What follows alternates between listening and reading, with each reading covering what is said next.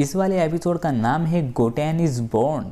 आप सभी को याद होगा पिछले एपिसोड में हमने देखा जो गोहान है वो ट्रेनिंग करता रहता है और जो गोकू है उसे उसकी ताकत आजमाने को कहता है। देखे तो सही इस तलवार में कितनी ताकत है, और वो दुनिया का सबसे भारी मटेरियल फेंक कर मारता है गोहान के ऊपर, जिससे वो रहस्यमय तलवार जिसे सबसे ताकतवर कहा जाता था वो भी टूट जाती है और उसमें से एक रहस्यमय बूढ़ा बाहर निकलता है जो कि लोगों की सोई हुई शक्तियों को जगाता है, और वो गोहान की शक्तियाँ जगा रहा है। जो पिकोलो है वो भी ट्रेनिंग दे रहे थे गोटेन और ट्रंक्स को। तो अब आगे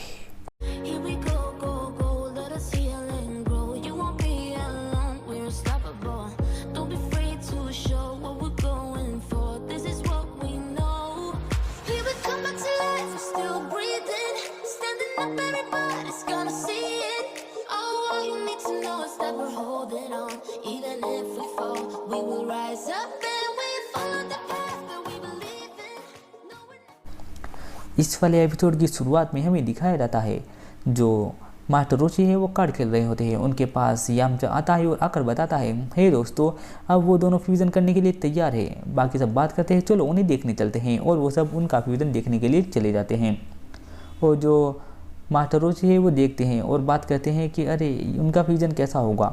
जो चीची है वो भी बुल्मा से बात करती रहती है, मतलब उनका फ्यूज़न होने के बाद वो एक हो जाएंगे तो उनका कोई नाम होना चाहिए ना, जैसे टंगो, नहीं ये अच्छा नहीं लगेगा, जैसे गोटैंग्स। वो ऐसा सोचती रहती है। बुल्मा कहती है ये सिर्फ आधे घंटे के लिए ही तो है, इसमें नाम की क्या ज़रूरत है। हमें अगला सीन दिखाया जाता है जो गोटैन और ट्रंक्स है वो अपनी एनर्जी बढ़ाने लगते हैं। पिकोलो कहते हैं ट्रंक्स तुम हल्का सा कंट्रोल करो, और फिर उन दोनों की पावर बराबरी पर होती है। जो पिकोलो है वो कहता है अगर तुम तैयार हो तो शुरू कर सकते हो।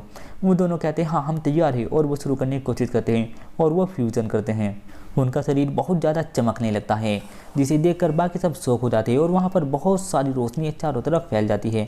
वो सब के सब अपनी आंखें बंद कर लेते हैं। जैसे उनकी आंखें खुलती है उनके सामने एक बहुत ही अजीब सा इंसान खड़ा होता है जो होता है गोटैंग्स, और वो बहुत ही अजीब सा और मोटा सा होता है। सब देखकर चौंक जाते हैं, ये तो बहुत ज़्यादा मोटा है। फिर वो बात करते हैं हो सकता है शायद माजिम्बो भी इसी वजह से ज़्यादा ताकतवर हो, वो मोटा और अजीब सा है और मोटे लोग शायद बहुत ताकतवर होते होंगे, हमें अपनी स्पीड दिखाओ, यामचा बोलता है।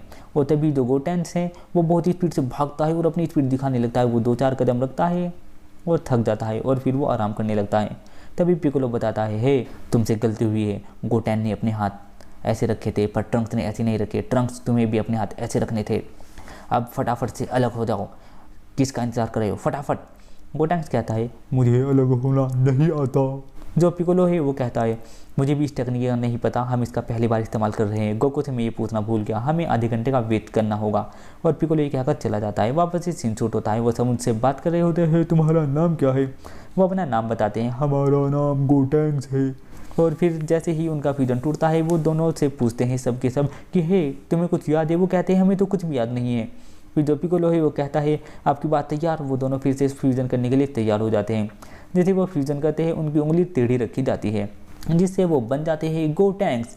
पर अब की बार जो वो गोटैंग्स बनते हैं वो बहुत ही ज़्यादा कमज़ोर और दुबला पतला होता है जिसकी उम्र भी ज़्यादा लग रही होती है।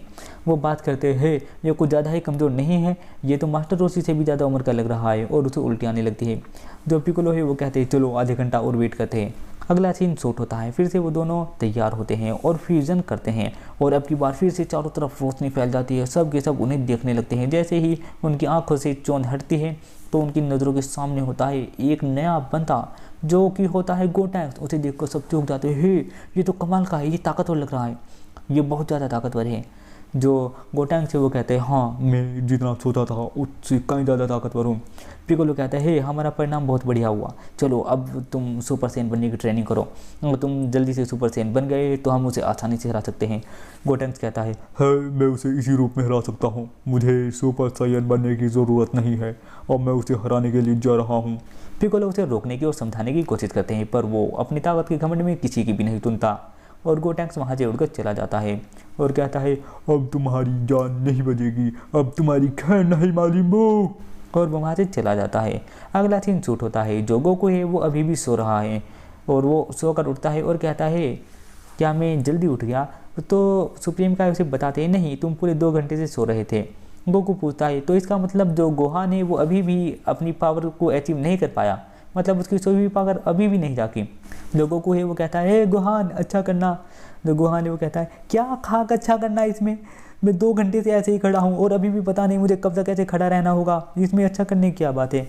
वापस से सीन शूट होता है। जो माजिन बू है वो बहुत ही स्पीड से उड़ा हुआ जाता है। वो देखता है नीचे जहाज है, वो जहाज के साथ खेलेगा, और फिर वो ज़मीन पर उतरता है, सॉरी वो पानी में उतरता है और बहुत ही स्पीड से भागा हुआ जाता है।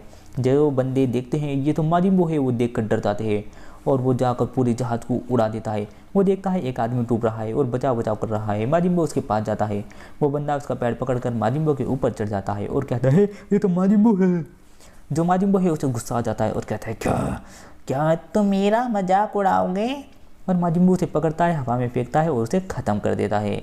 हमें दिखाया जाता है पीछे से उसके ऊपर कोई अटैक करता है। जैसे ही वो पीछे देखता है उसे आवाज़ आती है गोटैंक्स की, है ये मैं हूँ, अगर तुम उस इंसान को ढूंढ रहे हो जिसने तुम्हारे पेट पे हमला किया है तो वो मैं ही हूँ।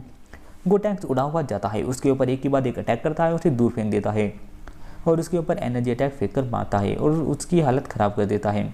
फिर जैसे ही वो हवा में उड़कर ऊपर जाता है, गोटैंक्स उसे ऊपर से भी पकड़ देता है, फिर उसे पानी में फेंक कर मारता है, फिर से एक अटैक मारता है और कहता है हे मैंने कहा था कि मैं उनके टुकड़े टुकड़े कर कर यहाँ लाऊंगा, पर मैंने इसके पहले ही टुकड़े कर दिए, अब मैं क्या ले जाऊँ। फिर तभी जो माजिन बू है वो उड़कर हवा में आता है और वो उसका शरीर आधा बचता है, लेकिन फिर से वो पूरा हो जाता है और वो कहता है हे घमंडी लड़के, माजिन बू तुझे छोड़ेगा नहीं, और माजिन बू उसके ऊपर जाकर अटैक करने लगता है और माजिन बू उसके ऊपर बहुत सारे अटैक करते करते उसे ज़मीन के अंदर ले आता है और उसकी हालत कुछ ऐसी कर देता है। फिर वो उसे एक का हाथ में पकड़कर उठाता है और उसे जोर का मुक्का मारता है, जिससे गोटैंक्स एक ब्रिज पर जाकर लगता है और उसकी हालत बहुत ज़्यादा ख़राब हो जाती है और वो चलने की हालत में भी नहीं रहता।